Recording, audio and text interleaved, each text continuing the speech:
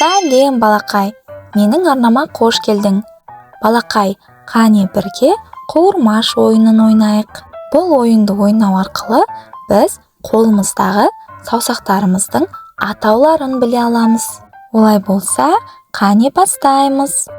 Қуыр, қуыр, қуырмаш, балапанға бидай шаш. Атаң келсе есік аш, қасқыр келсе тұра қаш. Мынау менің алтын асық 5 ұлым. Бұлар барда болмас менің еш мұңым. Күні бойы еңбектеніп ерінбей, оралады үйге бәрі кешқұрым. Үлкен ұлым бас бармақ, болашақта игі істерді басқармақ. Балан үйрек екіншім, адалдыққа, әділдікке бекінсін. Ортан терек үшіншім, алып күштің иесі деп түсінсін. Шылдыр жүмек 4-ші, барша жұртым ептілігін көрсінші. Ал 5-шім бөбегім, ер жеткенде тиер сенің көмегің.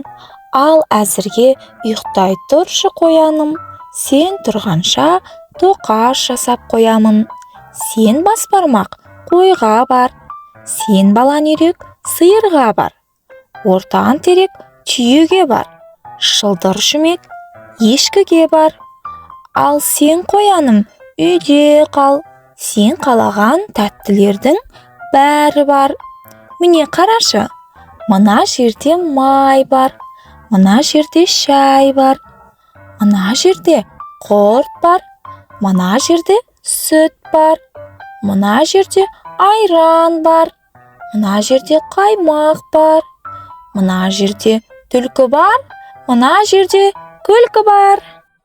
Балақай, бұл ойын баяу қимылдайтын бүлдіршіндердің қимылын тездетуге септігін тигізеді. Сонымен қатар тілін жаттықтырып, есте сақтау қабілетін жетілдіре түседі.